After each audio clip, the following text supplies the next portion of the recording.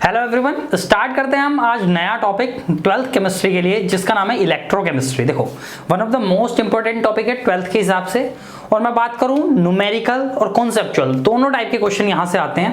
Plus जैसे कि MCQ आ रहे हैं आजकल ज्यादा, एमसीक्यू भी हैं आपके हाफ मतलब 35 मार्क्स के, तो एमसीक्यू समझ लो 12th में बोर्ड में।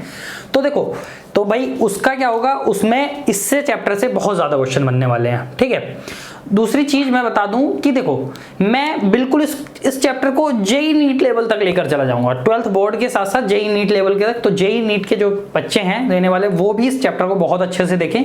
बहुत ज्यादा चीज बताने वाला हूं। नोट्स आपको मिल जाएंगे पीडीएफ फॉर्मेट में। आप नोट करना चाहें तो कर लें, ना करना चाहें तो समझे। सिर्फ देखो, नोट्स मिल रहे हैं आपको जैसे मिल रहे हैं पहले चैप्टर्स के। दूसरी चीज, मैं इस चैप्टर को स्टार्ट करने से पहले 2-3 बातें क्लियर कर देता हूं।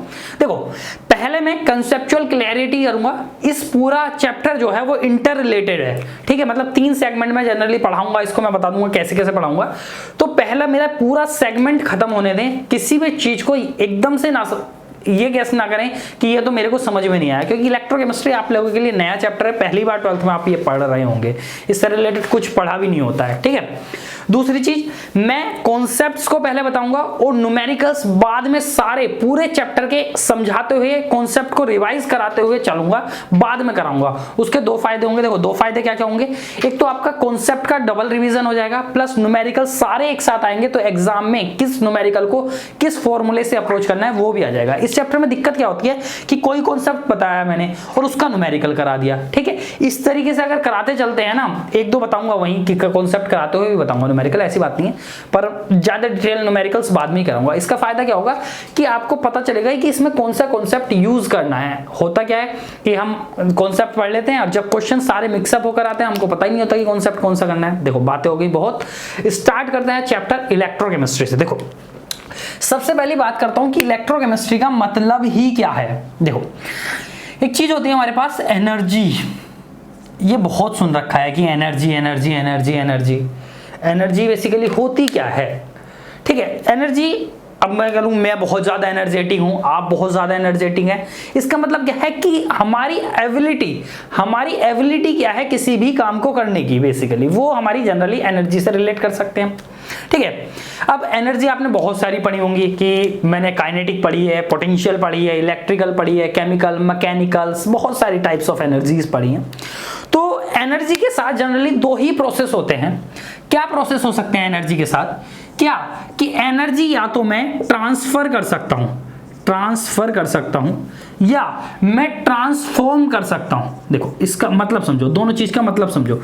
ट्रांसफर या ट्रांसफॉर या ट्रांसफॉर्मेशन, बात एक ही है। देखो, कोई भी एनर्जी एक फॉर्म से दूसरी फॉर्म में ट्रांसफॉर्म की जा सकती है, जिसको मैं कन्वर्ट भी बोल सकता हूं कि कन्वर्ट कर दी, कन्वर्जन भी जिसको इसी को बोलूंगा। ठीक है, कन्वर्ट कर दी।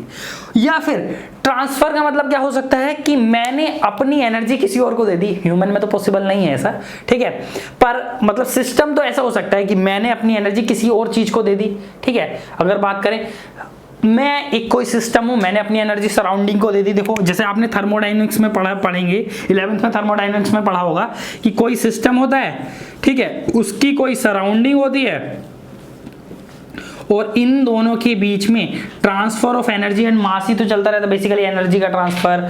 ठीक है, और क्लोज सिस्टम में मास का ट्रांसफर होगा, तो ओपन सिस्टम एनर्जी और मास, ये सब थर्मोडायनेमिक्स की बात है।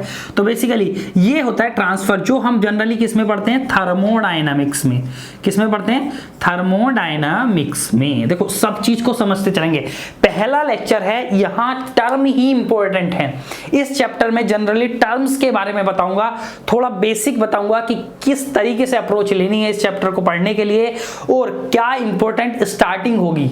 ठीक है, समझने के लिए, क्योंकि पहली बार चैप्टर आया, सिंपल सी बात है। तो टर्म को हर एक को समझते चलना है कि ट्रांसफर का मतलब क्या है और जो ट्रांसफॉर्मेशन है बेसिकली एनर्जी का एक फॉर्म से दूसरी फॉर्म में। तो इलेक्ट्रोकेमिस्ट्री का मतलब क्या है? जैसे ट्रांसफॉर्म का मतलब है कि वन फॉर्म, एक फॉर्म में कोई एनर्जी है और उसको मैंने दूसरी फॉर्म में, सेकेंड फॉर्म या अनदर फॉर्म में कन्वर्ट कर दिया। जैसे बहुत सारी एग्जाम मतलब है कि काइनेटिक को पोटेंशियल में कन्वर्ट करना भी ट्रांसफॉर्मेशन है। ठीक है, हाँ, पोटेंशियल को काइनेटिक में करना भी ट्रांसफॉर्मेशन है, मैकेनिकल को कि इलेक्ट्रिकल में कन्वर्ट करना भी ट्रांसफॉर्मेशन है, इलेक्ट्रिकल को मैकेनिकल में करना भी ट्रांसफॉर्मेशन है। आप कोई बता सकता है? देखो बताता हूं। अब इसी तरीके से जो इलेक्ट्रोकेमिस्ट्री का बेसिकली मेन ट्रांसफॉर्मेशन है, इस ट्रांसफॉर्मेशन में हम क्या करते हैं, केमिकल एनर्जी को ट्रांसफॉर्म कर देते हैं, मतलब कन्वर्ट कर देते हैं हम इलेक्ट्रिकल एनर्जी में, ठीक है। या फिर वाइस वर्सा, वाइस वर्सा मतलब क्या कि या फिर इलेक्ट्रिकल एनर्जी को क्या कर सकते हैं भैया, केमिकल एनर्जी में कन्वर्ट कर सकते हैं। मैंने क्या, जहां ये दोनों कन्वर्जन पढ़े जाते हैं ना मेनली उस ब्रांच ऑफ केमिस्ट्री को। अच्छा, ये दोनों कन्वर्ट किससे होंगे, किसी डिवाइस से। कोई ना कोई डिवाइस तो चाहिए ही ना भैया। देखो, ट्रांसफॉर्म करने के लिए एक चीज से दूसरी चीज बनाने के लिए कोई ना कोई तो डिवाइस चाहिए। अब देखो भाई, होता है कि दूध से हम छाछ बनाते हैं, उसके लिए भी तो कोई डिवाइस चाहिए ना, सेंट्रीफ्यूगेशन करने के लिए राई मशीन जिसको बोलते हैं, ठीक है। इसी तरीके से एक फॉर्म की एनर्जी को दूसरी फॉर्म में कन्वर्ट करने के लिए कोई डिवाइस चाहिए। तो ये conversion with the help of device, with the help of a device, जिस केमिस्ट्री में पढ़ते हैं उसी का नाम है इलेक्ट्रोकेमिस्ट्री। और अच्छा, कोई बताएगा इन दोनों डिवाइस क्या बोलते हैं, इस डिवाइस का नाम क्या है जो केमिकल से इलेक्ट्रिकल में, इलेक्ट्रिकल से केमिकल में कन्वर्ट करती है? इस डिवाइस को हम सेल बोलते हैं। अब ये सेल भी बड़ा अजीब सा वर्ड है, सेल के भी 1000 मतलब होते हैं, आपने पढ़ा, ये तो मीम्स भी होते हैं, मतलब बेसिकली SHELL, CELL, इनके अपने अलग अलग मतलब हैं। सेल का मतलब वो भी होता है ना, कोशिका, बायो में भी पढ़ते हैं। यहाँ सेल का मतलब क्या हो जाएगा, बैटरी बेसिकली जो बनेगी। सेल मतलब एक डिवाइस है जो एक फॉर्म ऑफ एनर्जी को दूसरी फॉर्म में कन्वर्ट कर रही है, ठीक है। इनके अलग अलग है, कुछ सेल फोन को भी सेल बोलते हैं, ठीक है। आओ देखो, अब एक छोटा सा देखो, इलेक्ट्रोकेमिस्ट्री को पढ़ना है, इसमें अब एक चीज बताओ जरा मुझे। एक एनर्जी होती है, एक डिवाइस होती है जो इलेक्ट्रिकल एनर्जी को किस में कन्वर्ट करती है, मैकेनिकल एनर्जी में। कोई बता सकता है क्या? बताओ बताओ बताओ, सोचो। सबके ऑलमोस्ट घर में सबके होती है, सबने देखा ही होगा बहुत सारी चीज में। अरे हर चीज में यही कॉन्सेप्ट यूज होता है, इलेक्ट्रिसिटी की, इलेक्ट्रिकल को मैकेनिकल। पंखा घूम रहा है, मोटर, हाँ बिल्कुल सही बात है, जिन्होंने मोटर आंसर दिया बहुत सही बात है, मोटर होती है मोटर। देखो, मोटर ही वो डिवाइस होती है जिससे इलेक्ट्रिकल एनर्जी मैकेनिकल एनर्जी में कन्वर्ट होगी। फैन, कूलर, ठीक है, वाटर पंप वाली मोटर, ठीक है। ये मोटर क्या करती है, इलेक्ट्रिसिटी सप्लाई करी, मैकेनिकल काम करना स्टार्ट हो गई, घूम रही है, चक्कर आ गए, रुक जाओ, ठीक है। आओ मैकेनिकल एनर्जी की बात करते हैं। मैकेनिकल जो इलेक्ट्रिकल एनर्जी में कन्वर्ट होती है भाई, मैकेनिकल एनर्जी इलेक्ट्रिकल एनर्जी में किस डिवाइस से कन्वर्ट हो सकती है, ट्रांसफॉर्म हो सकती है, जल्दी बता दो। ये मोटर की तरह आसान नहीं है, ठीक है। एक चीज होती है टरबाइन, का नाम सुना है क्या? टरबाइन, हाँ टरबाइन यही होती है, टरबाइन ही। टरबाइन एक चीज है, और भी बहुत चीज है। मतलब टरबाइन क्या है, देखो एक बचपन में क्या करते हैं, कुछ गाँव से बच्चे होंगे, उन्होंने एक काम किया होगा कि उन्होंने क्या कहा, साइकिल का पहिया घुमाया तेज से और उस पर मोटर लगा दी और मोटर के पीछे तार लगा के बल्ब जलाए होंगे। ऐसा करते हैं बच्चे गांव में, ठीक है। तो वो इसी कॉन्सेप्ट पे बेस होता है कि मैकेनिकल एनर्जी को इलेक्ट्रिकल एनर्जी में कन्वर्ट करना होता है। बेसिकली टरबाइन क्या होती है, जैसे जो हाइड्रो पावर प्लांट होते हैं, हाइड्रो प्रोजेक्ट प्लांट होते हैं, थर्मल प्लांट होते हैं, सब में टरबाइन ही घुमाते हैं, तभी इलेक्ट्रिसिटी पैदा होती है। टरबाइन क्या रोटेट करती है, रोटेशन की वजह से इलेक्ट्रिक फील्ड जनरेट होता है, इलेक्ट्रिसिटी जनरेट होती है, उसी को हम टरबाइन बोलते हैं, ठीक है। तो देखो, मेरा मुद्दा है इस पर पढ़ने पर, मेरा मुद्दा है ये सेल, ये डिवाइस को पढ़ने पर, तो इस डिवाइस को ही पढ़ेंगे। देखो और चीज क्या है, कुछ साफ करने का, हाँ ये रहा, देखो ये। अब ये जो सेल नाम की डिवाइस है ना, इसको ही जानते हैं कि इसका क्या है सीन। अब देखो, अब बताओ तो किस पार्ट में ब्रॉडली क्लासिफाई होगा मेरा ये चैप्टर, इलेक्ट्रोकेमिस्ट्री। तो देखो, जनरली इसको मैं 3 पार्ट में पढ़ूंगा। पहला जो इसका सेल वाला पार्ट है, सेल वाले में पार्ट में बेसिकली इलेक्ट्रोकेमिकल सेल बोलेंगे इसको, डिवाइस, क्योंकि इलेक्ट्रिक और इलेक्ट्रिकल एनर्जी केमिकल एनर्जी को कन्वर्ट कर रहा है, इंटर कन्वर्ट, तो इलेक्ट्रोकेमिकल सेल वाला पार्ट है। इसमें मैं नर्स्ट पढ़ूंगा, गैल्वेनिक सेल, डैनियल सेल, कैसे सेल बना, कैसे सेल काम करेगा, सब कुछ पढ़ूंगा। दूसरा एक मेजर पोर्शन होता है जिसमें न्यूमेरिकल की, इसमें भी पॉसिबिलिटी होती है, पर इसमें सिर्फ न्यूमेरिकल ही आने की ज्यादा चांसेस होते हैं। कंडक्शन लिख दिया, कंडक्टेंस, ठीक है। This is topic is conductance. Conductance की डेफिनेशन लोग रेसिस्टेंस की डेफिनेशन दे देते हैं, कंडक्टेंस की नहीं दी जाती, ठीक है। वो कमी क्यों आ रही है सब बताऊंगा। तीसरा चैप्टर में इसका जो बैटरी, फ्यूल सेल, ठीक है, सोलर सेल के बारे में भी बता दूंगा, सिलेबस में तो होगा नहीं शायद, ठीक है नहीं। और दूसरी चीज क्या बताऊंगा, इसके अलावा कोरोजन, जंग लगने का प्रोसेस बताऊंगा, ठीक है। तो पहला ये पार्ट, फिर ये पार्ट, ये थ्योरेटिकल पार्ट है, ठीक है। यहां पढ़ेंगे, नोट्स सबके मिलेंगे, टेंशन की बात ही नहीं, कोई क्यों चिंता की बात कर रहे। आओ इसको पढ़ते हैं, इलेक्ट्रोकेमिकल सेल के। आओ तो देखो भैया, जो मेरा इलेक्ट्रोकेमिकल सेल है, यहीं आ जाओ, इलेक्ट्रोकेमिकल सेल है, इसका काम क्या है, ये दो तरीके की एनर्जी कन्वर्जन कर रहा है। एक केमिकल एनर्जी से इलेक्ट्रिकल एनर्जी में, बिल्कुल ध्यान साथ साथ चलते रहना, कुछ भी पॉइंट मिस मत करना वरना चैप्टर वहीं मिस हो जाएगा। इसलिए मैं बीच में न्यूमेरिकल नहीं करा रहा हूं कि कॉन्सेप्ट पढ़ा दूं। दूसरा, इलेक्ट्रिकल एनर्जी को केमिकल एनर्जी में, देखो हाँ बिल्कुल बहुत सही बात है। देखो जो सेल केमिकल एनर्जी को इलेक्ट्रिकल एनर्जी में कन्वर्ट करेंगे उनको मैं बोल दूंगा गैल्वेनिक सेल। गैल्वेनिक सेल, इनको जो है ना वोल्टेइक सेल भी बोलते हैं, साइंटिस्ट के नाम पे बेसिस पे है। गैल्वन एंड वोल्टा नाम के दो साइंटिस्ट थे बेसिकली। और इसको देखो, इसको इलेक्ट्रिकल एनर्जी को केमिकल एनर्जी में कन्वर्ट करने वाला सेल जो होता है वो इलेक्ट्रोलाइटिक सेल होता है, इलेक्ट्रोलाइटिक सेल होता है। आओ बहुत अच्छी बात है। अब देखो जो ये प्रोसेस है केमिकल एनर्जी को इलेक्ट्रिकल एनर्जी में कन्वर्ट करने वाला, इस प्रोसेस जो होता है ये स्पॉन्टेनियस प्रोसेस होता है। अभी के लिए बस ये याद ही रखना है कि ये स्पॉन्टेनियस प्रोसेस होता है। खुद से होने वाले प्रोसेस को हम स्पॉन्टेनियस प्रोसेस बोलते हैं। जनरली जिसका डेल्टा जी निगेटिव होता है वो प्रोसेस स्पॉन्टेनियस प्रोसेस होते हैं। खुद से होने वाले का मतलब क्या है, पानी को धूप में रखा, इवापोरेट हो गया, खुद से हो रहा है। मतलब खुद से होने का मतलब है कि जो उसके पास इंटरनल एनर्जी है, गिव्स फ्री एनर्जी, उसके पास इंटरनल एनर्जी नहीं, सॉरी, जो फ्री एनर्जी उसके पास रखी हुई है उसी से वो प्रोसेस को एक्सेलरेट कर चुके हैं।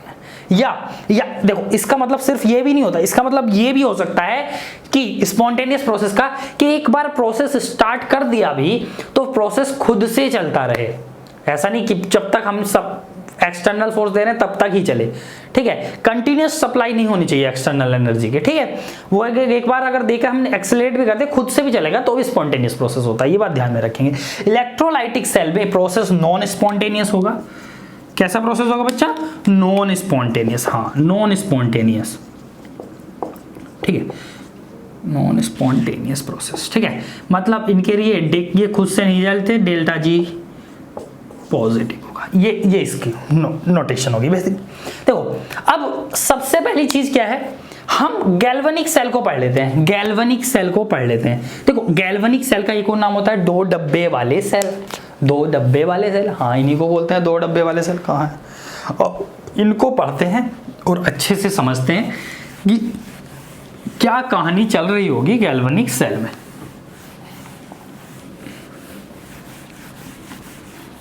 आ जाओ बोर्ड पर आ जाओ।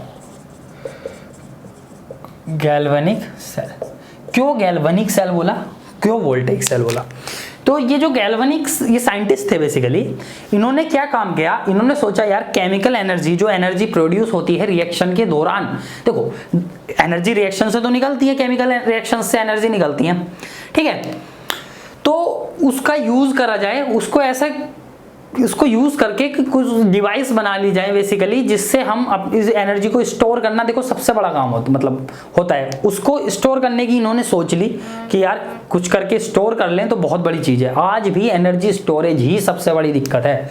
एनर्जी स्टोरेज डिवाइसेस ही बहुत महंगी होती जा रही हैं।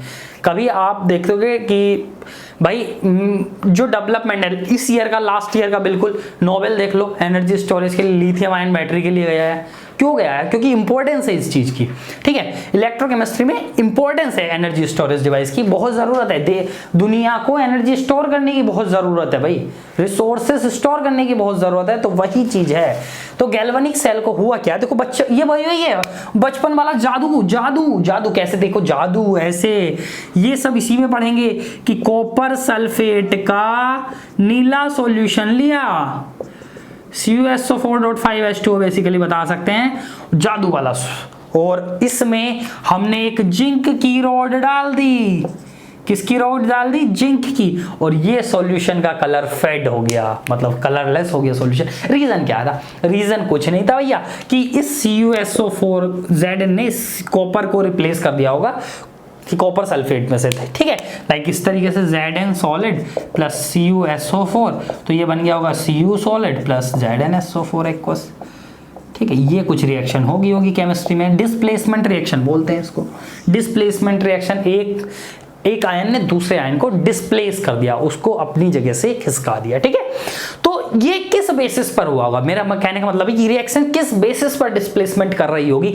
क्या ये भी पॉसिबल है क्या कि अगर इसमें जिंक सल्फेट का सॉल्यूशन होता और इसमें मैं कॉपर की रॉड डालता तो भी कोई चेंज आता क्या? मतलब कॉपर सॉलिड प्लस ZnSO4 का सॉल्यूशन डालता, एक्वस सॉल्यूशन डालता, तो क्या कुछ होता क्या? मैंने कहा कोई रिएक्शन नहीं होती। मेरा दिमाग घूम गया। मेरा दिमाग क्या घुमा कि भैया ऐसा क्यों हो रहा है कि कॉपर सल्फेट में कॉपर को जिंक रिप्लेस कर पा रहा है और जिंक सल्फेट में कॉपर जिंक को रिप्लेस नहीं कर पा रहा, कुछ तो बात है। तो इन मेटल्स की जो ऑक्सीडेटिव या रिडक्शन की टेंडेंसी की प्रॉपर्टी होगी वो भी इसी चैप्टर में पढ़ेंगे, जिसको हम इलेक्ट्रोकेमिकल सीरीज के नाम से पढ़ते हैं, वो भी इसमें बहुत काम की चीज है, ठीक है, उसको भी ध्यान में रखेंगे। आओ गैल्वेनिक सेल पर चलते हैं। देखो तो हुआ क्या, गैल्वने और वोल्टा करके दो साइंटिस्ट थे, उन्होंने क्या करा, चलो अच्छा बनाते हैं भाई, सेल बनाते हैं। तो एक साइड में बना लेता हूं जिससे मेरे को आसानी रहे। तो उन्होंने एक डब्बा लिया, उस डब्बे में देखो दो चीज होती हैं, अब 3-4 टर्म याद रख लो। एक टर्म आएगी आपके सामने इलेक्ट्रोड, एक टर्म आएगी इलेक्ट्रोलाइट, ठीक है।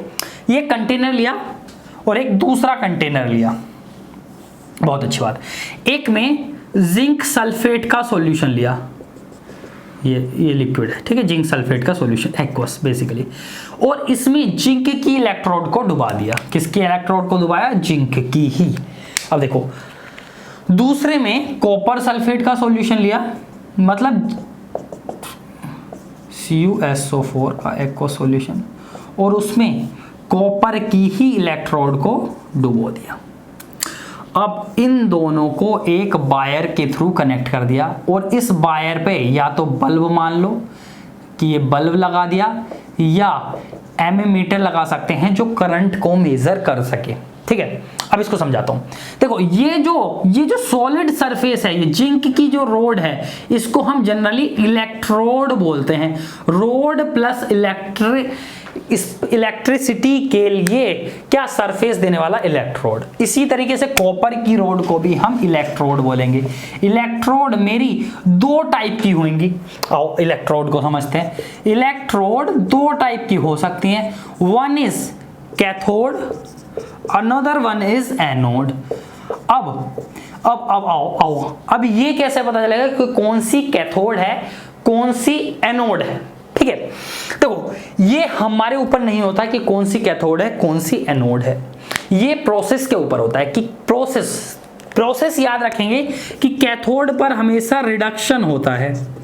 देखो अभी जैसे जैसे समझा रहा हूं वैसे वैसे समझते रहो। और एनोड पर हमेशा ऑक्सीडेशन होता है। ये कुछ बातें याद रखेंगे। अब देखो, अब एक चीज और होता है कि ऑक्सीडेशन पोटेंशियल, रिडक्शन पोटेंशियल, उनके बारे में बताऊंगा।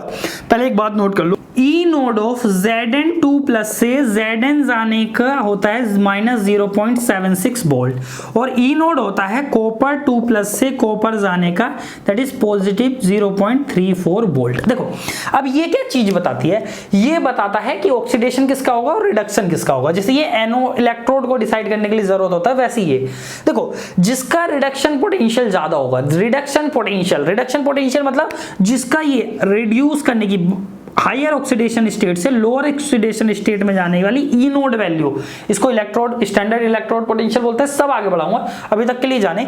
जितना ज्यादा पॉजिटिव में होगा ये रिडक्शन पोटेंशियल, वो उतना ज्यादा रिड्यूस होना चाहेगा। अब इसका रिडक्शन पोटेंशियल तो निगेटिव में है, तो ये रिड्यूस तो ऑब्वियसली नहीं होना चाहेगा, ये ऑक्सीडाइज होना चाहेगा। तो गैल्वेनिक सेल में मैंने जो Zn वाली साइड ली है, Zn अपने आप में ऑक्सीडाइज होना चाहेगा, तो ये जो साइड है ये बेसिकली इस पर Zn और कॉपर में किसका रिडक्शन पोटेंशियल ज्यादा है?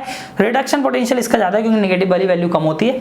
इसका ऑक्सीडेशन पोटेंशियल अपोजिट हो जाएगा, मतलब ज्यादा ऑक्सीडेशन पोटेंशियल की बात रखूं, अगर ई नोड ऑफ Zn से Zn2+ जाने की वाली बात करूं तो वो पॉजिटिव का 0.76 वोल्ट हो जाएगा, मतलब पॉजिटिव में ऑक्सीडाइज होना चाहिए। तो ये जिंक चाहता है मैं ऑक्सीडाइज हो जाऊं, कॉपर 2+ चाहता है मैं रिड्यूस हो जाऊं। कोई ये बोलेगा ना कि कॉपर चाहता है मैं रिड्यूस हो जाऊं, उसके ना मार वाले काम कर रहा है वो। क्यों? कॉपर थोड़ा ना रिड्यूस होगा, कॉपर 2+ ही तो रिड्यूस होगा। तो जिंक चाहता है, Zn चाहता है मैं ऑक्सीडाइज हो जाऊं, कॉपर 2+ चाहता है मैं रिड्यूस हो जाऊं। तो बिल्कुल वही किया गैल्वेनिक ने कहा कि भैया मैं Zn को एक इलेक्ट्रोड मान लेता हूं और एक कॉपर को इलेक्ट्रोड मान लेता हूं, क्योंकि दोनों अलग अलग चीज आ रहे हैं और मुझे इलेक्ट्रोकेमिकल सेल में एक ऐसी इलेक्ट्रोड चाहिए जो रिडक्शन करना चाहिए, एक ऑक्सीडेशन करना चाहे। अब मुझे दिखा कि Zn वाली इलेक्ट्रोड क्या करना चाह रही है? बेसिकली ऑक्सीडेशन करना चाह रही है। तो Zn वाली इलेक्ट्रोड ऑक्सीडेशन करना चाह रही होगी और कॉपर वाली क्या करना चाह रही होगी? रिडक्शन करना चाह रही होगी। इसको यहां लिख लो, ठीक है। ये कॉपर वाली क्या करना चाह रही होगी? रिडक्शन करना चाह रही होगी। और रिडक्शन वाली को हम क्या बोलेंगे? Basically cathode. और ये वाली इलेक्ट्रोड जो होगी इसको हम एनोड बोल देंगे और इसको हम कैथोड बोल देंगे। हाँ देखो, जो अब तक पढ़ते आए थे कि चार्ज के बेसिस पर इलेक्ट्रोड क्लासिफाई होती हैं, वो कृपया ये अपने दिमाग से निकाल दें। हमेशा इलेक्ट्रोड प्रोसेस के बेसिस पर क्लासिफाई होती हैं कि रिडक्शन वाली इलेक्ट्रोड कैथोड है जिस पर होगा और ऑक्सीडेशन जिस पर होगा, जो इलेक्ट्रोड का ऑक्सीडेशन होगा वो एनोड होगी। ये बात आप दिमाग से निकाल दें। इनके बेसिस पर इन इलेक्ट्रोड्स पर चार्ज आता है, वो मैं बताऊंगा कैसे, पूरा सेल समझाऊंगा ढंग से, ठीक है। अभी तक बस इसको दोबारा से बनाऊंगा, सेल को समझाऊंगा अच्छे से। देखो अब ये इसका मतलब क्या है? रिडक्शन का मतलब रिडक्शन पोटेंशियल, मतलब बेसिकली कॉपर के ये टेंडेंसी है कॉपर 2+ से कॉपर जाने में। तो देखो कॉपर 2+ से ये एक्वस से कॉपर कब जाएगा? जब ये 2 इलेक्ट्रॉन खा लेगा, 2 इलेक्ट्रॉन खा लेगा तब कॉपर जाएगा। तो मतलब ये इलेक्ट्रॉन खाने की टेंडेंसी को ही हम बेसिकली रिडक्शन पोटेंशियल बोलते हैं कि ये कितना ज्यादा इलेक्ट्रॉन खा सकता है। इन दोनों में जो इलेक्ट्रॉन खाएगा वही तो कैथोड होगा, वही तो कैथोड होगा ना, ठीक है। आओ इस बात को अब आगे अच्छे से समझते हैं कि ये सेल वर्क कैसे कर रहा होगा। इस सेल को वर्किंग को समझते हैं। इस सेल को मैं सही से बना देता हूं जरा।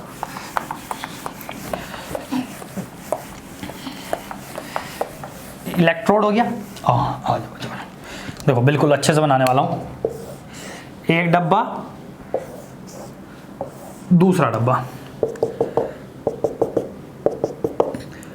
जिंक सल्फेट का सॉल्यूशन एक्वस, ठीक है, एक्वस।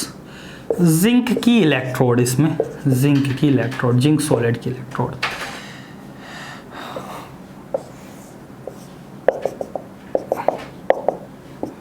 कॉपर सल्फेट का सॉल्यूशन एक्वस, कॉपर की इसमें इलेक्ट्रोड। ये मैंने बताई थी मेरी कैथोड बन गई थी, ये बताई थी मैंने इस पर रिडक्शन हो रहा था, ठीक है। आओ ये बताई थी मैंने ये एनोड हो गई थी क्योंकि इस पर ऑक्सीडेशन हो रहा था बेसिकली।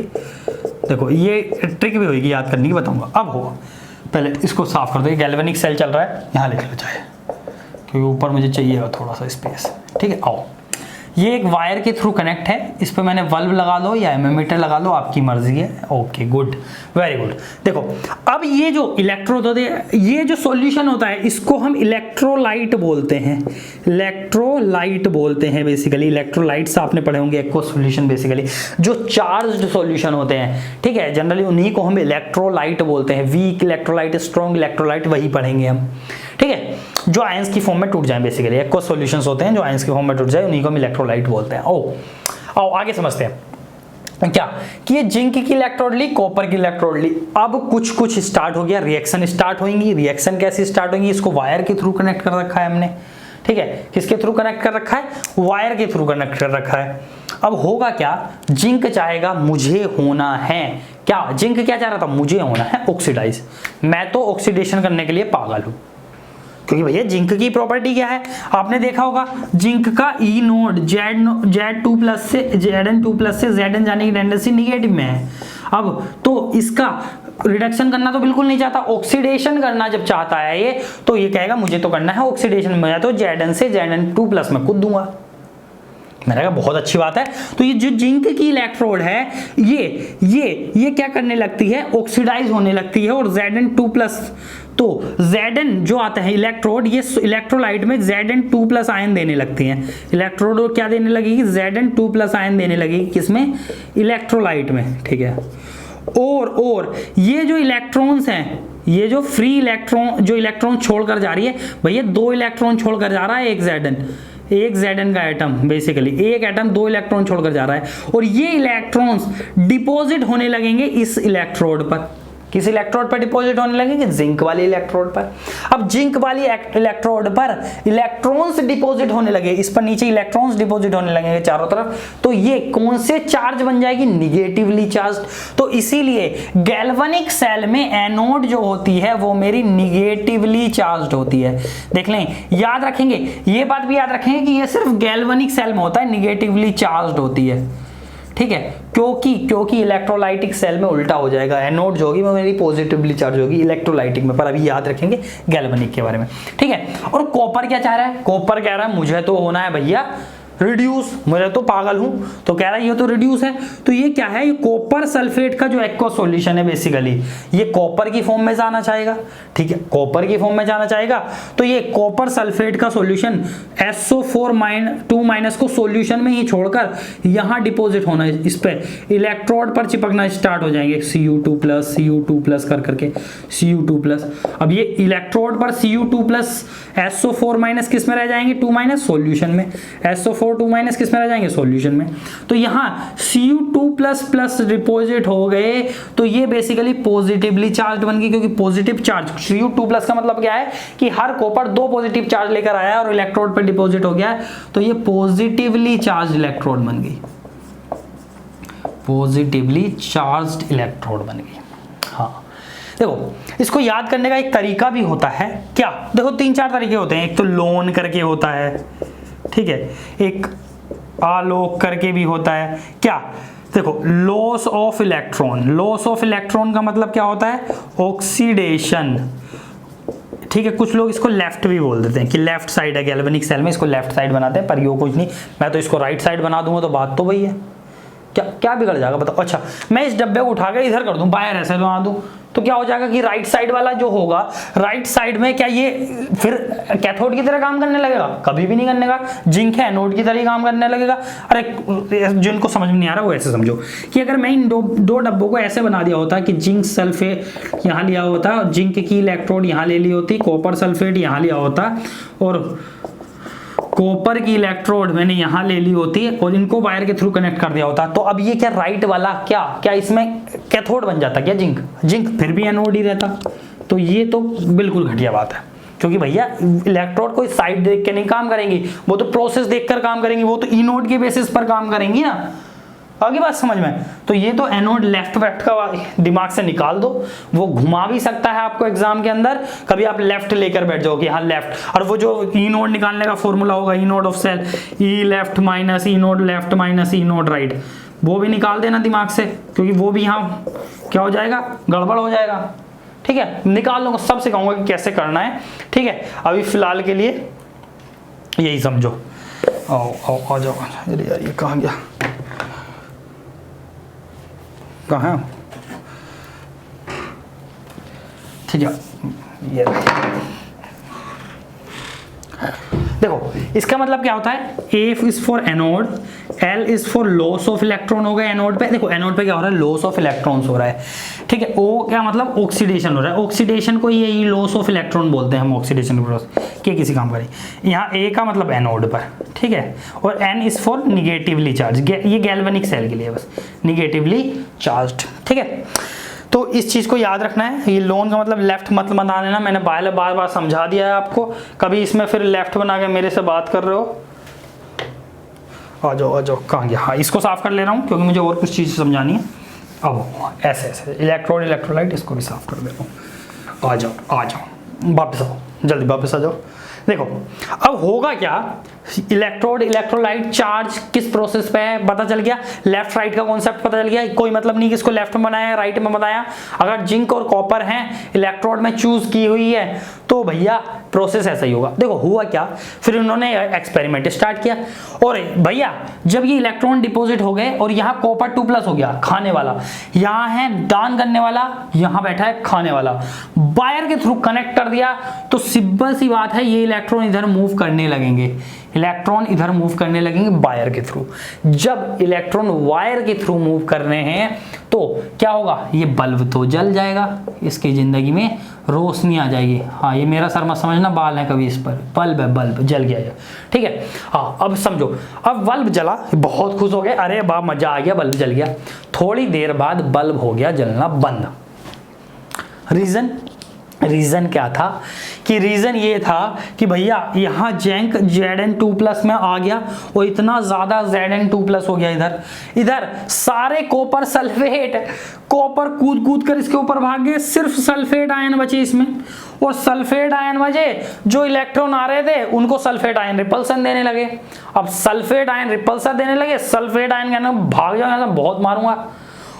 सल्फेट आयन ने डरा दिया इलेक्ट्रॉन्स को, इतने ज्यादा हो गए भाई, 1-2 थे सल्फेट आयन, इलेक्ट्रॉन आ रहे थे, कुछ नहीं खुश थे, जिंदगी में ऐसा कर रहे थे कि यार इनके ग्रुप में ज्यादा बंदे हैं, अभी लड़ाई नहीं कर रहे। भैया जब ज्यादा हो गए सल्फेट, कह रहा अब तो निकल लो तुम, अब हमारे मेजोरिटी है, अब मारेंगे बहुत तुम, अगर तुम यहाँ रुके तो भैया बहुत मारेंगे तुमको, ठीक है। तो इस सल्फेट आयन ने धमका दिया, तो इलेक्ट्रॉन जब यहाँ सल्फेट आयन ज्यादा हो गए तो इलेक्ट्रॉन आने बंद हो गए। इसका कहने का मतलब ये है, क्योंकि वही सल्फेट आयन रिपल्सन दे रहे थे इलेक्ट्रॉन्स को, ठीक है।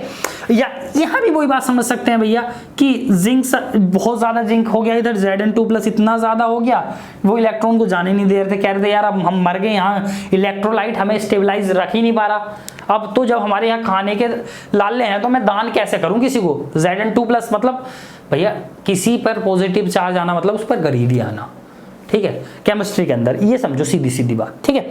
आओ देखो, तो भैया हुआ क्या, इन्होंने कहा यार सॉल्यूशन कुछ निकालना पड़ेगा, भैया पागल हो गए, ठीक है। कह रहे यार इन सल्फेट आयन को इधर लाना पड़ेगा जिससे जिंक भी खुश हो जाए और यहाँ सल्फेट कम भी हो जाए और हम अपने इलेक्ट्रॉन ट्रांसफर कर सकें, स्मगलिंग कर सकें, इलेक्ट्रॉन्स की स्मगलिंग है ये, हाँ ठीक है, और जिंदगी में ऐस कूटे और ये बल्ब हमारा जलता रहे, घर में हमारे रोशनी रहे।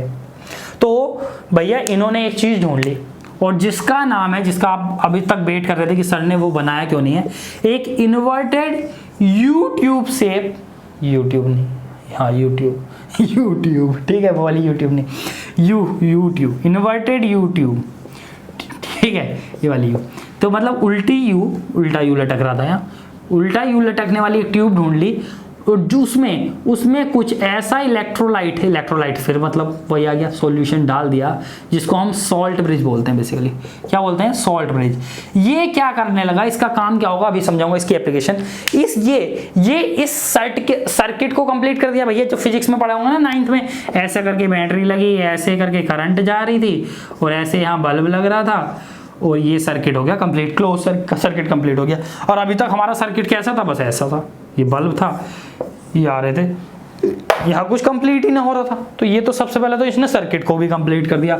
दूसरा ये कुछ ऐसे इलेक्ट्रोलाइट थे कि जो SO4 को एक्स्ट्रा SO4 2- तो कह रहा है तुम्हारा यहाँ हो गया काम पूरा, तुम इधर भाग जाओ। अब जब इधर SO4 2- इधर से इधर आ रहे थे, ठीक है, तो सिंपल सी बात है, इधर Zn2+ जो थे, Zn2+ जो आ रहे थे, क्या जो यहाँ से ऑक्सीडाइज होकर Zn2+ आ रहे थे, वो सल्फेट आयंस को पाकर खुश हो गए और जिंदगी में ZnSO4 एक्वस बनाकर वो मजे से मौज मारने लगे। भैया मौज मार रहे, किसी को दिक्कत नहीं, बल्ब कंटिन्यूस जल रहा है, हम जीत गए। बोलो भारत माता की जय, हो गया, चलो ठीक है, बल्ब जल रहा है मतलब, ठीक है, बल्ब जल गया और ये हो गया मेरा सर्किट भी पूरा और यही मेरा सेल बन गया। अब देखो, जब एनोड मेरी जिंक की हो, जब एनोड जिंक, एनोड मतलब ये इलेक्ट्रोड जिंक की हो और कैथोड मेरे कॉपर की हो, तो इस गैल्वेनिक सेल का एक स्पेशल नाम है और उस सेल का नाम है डैनियल सेल। ये भी साइंटिस्ट के ऊपर है, डैनियल ने दिया था ये, तो भैया इनके नाम के ऊपर है, ठीक है। जब डैनियल सेल का वो गैल्वेनिक सेल जिसमें एनोड जिंक की हो और जिंक की एनोड जिंक सल्फेट में डूबी हुई हो और कैथोड कॉपर की हो जो कि कॉपर सल्फेट में डूबी पड़ी हो, कॉपर सल्फेट के प्यार में पागल होगी हो, ठीक है, कॉपर सल्फेट में डूबी हुई हो, तो उसको हम बोलेंगे क्या, डैनियल सेल। देखो यहाँ कॉन्सेप्ट होता है मेरा इसका खत्म कि ये सेल किस तरीके से काम कर रहा होगा, कैसे ये इलेक्ट्रोकेमिकल सेल काम करते हैं। अब मुझे इस सॉल्ट ब्रिज को समझाना है। बेसिकली ये सर्किट क्लोज हो गया, पूरा हो गया। अब इसको हम सॉल्ट ब्रिज को समझ लेते हैं। या ऑब्जर्वेशन की बात करूं तो ऑब्जर्वेशन क्या क्या हो सकती है भाई इस सेल की। ऑब्जर्वेशन अभी बताता हूँ, एक मिनट रुक जाओ पहले, फिर सॉल्ट ब्रिज पे चल देंगे। पहले ऑब्जर्वेशन की बात कर लेता हूँ कि गैल्वेनिक सेल की ऑब्जर्वेशन क्या क्या थी। हाँ दे तो देखो अब देख लेते हैं ऑब्जर्वेशंस कि हमें जो ये सेल था इससे ऑब्जर्वेशन क्या मिली, क्या क्या ऑब्जर्वेशन हम ऑब्जर्व कर सकते हैं, ठीक है। वही क्या सेल देखो कि भैया, तो पहली ऑब्जर्वेशन क्या थी कि जो मेरी कैथोड है, बेसिकली कौन सी कैथोड थी, कैथोड थी कॉपर CuSO4 सॉल्यूशन था, यहाँ ZnSO4 सॉल्यूशन था, इसमें जिंक की इलेक्ट्रोड थी, इसमें कॉपर की इलेक्ट्रोड थी। अब मैंने इसमें सॉल्ट ब्रिज भी ऐड कर दिया था, this is salt bridge, salt bridge, सब चीज देखते रहो। और यहाँ वायर के थ्रू क्या ट्रांसफर हो रहा था, इलेक्ट्रॉन ट्रांसफर हो रहा था। बेसिकली क्या ट्रांसफर हो रहे थे, इलेक्ट्रॉन ट्रांसफर हो रहे थे वायर के थ्रू, ये सब चीज ये आपको पता ही था। लोन हो गया, LOAN, क्या loss of electron, oxidation, anode और निगेटिवली चार्ज थी इसमें निगेटिवली चार्ज थी, ठीक है। तो सब वो देखते हैं कि क्या क्या ऑब्जर्वेशंस हो गई इससे। पहली और इसमें लिक्विड भर लेना, ये मतलब ठीक है, इसमें लिक्विड में डिप जाएंगे, ठीक है। पहली ऑब्जर्वेशन ये थी कि भैया जो मेरी जिंक इलेक्ट्रोड है वो मेरी कौन सी है, एनोड है, और उस पर क्या हो रहा है, ऑक्सीडेशन। ऑब्जर्वेशन नंबर 1 डन, तुम लिख लो। दूसरी ऑब्जर्वेशन है कि कॉपर जो मेरी है वो कैथोड इलेक्ट्रोड है और उस पर रिडक्शन हो रहा है, डन, दूसरी ऑब्जर्वेशन। आओ तीसरी ऑब्जर्वेशन की बात करते हैं। तीसरी ऑब्जर्वेशन क्या कह रही है कि जो मेरा इलेक्ट्रॉन फ्लो है वो मेरा एनोड से कैथोड है। इलेक्ट्रॉन का फ्लो कहां है, कैथोड से एनोड की तरफ है, ऑब्वियसली कैथोड से एनोड की तरफ है। और दूसरी बात क्या है कि जो मेरा current I is for current का फ्लो होगा, आपको पता है current always flow in the opposite direction of electron के फ्लो के अपोजिट डायरेक्शन में। तो आपको पता चलना चाहिए कि इलेक्ट्रॉन का फ्लो इधर है तो करंट का फ्लो अपोजिट डायरेक्शन में होगा।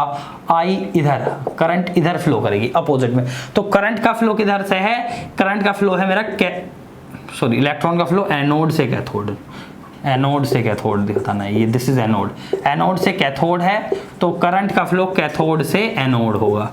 और देखो ये जनरली गैल्वेनिक सेल की बात है। गैल्वेनिक सेल का सर्किट भी कंप्लीट हो गया और ये जो सर्किट होता है इसको हम इंटरनल सर्किट बोलते हैं। जब हम इलेक्ट्रोलाइटिक सेल पढ़ेंगे तो उसमें हम इस सर्किट के अलावा एक एक्स्ट्रा पोटेंशियल और देंगे, ये पॉजिटिव नेगेटिव, मतलब एक्स्ट्रा बैटरी और लगाएंगे, क्योंकि सेल रिएक्शन वहां तो स्पॉन्टेनियस है नहीं, यहां तो स्पॉन्टेनियस है।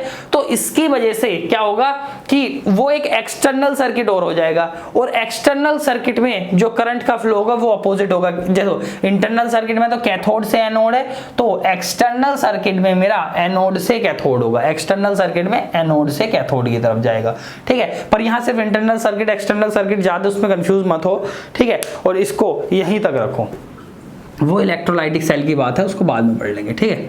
आओ कैथोड से एनोड होएगा करंट का फ्लो। अब आ जाओ फोर्थ ऑब्जर्वेशन क्या है।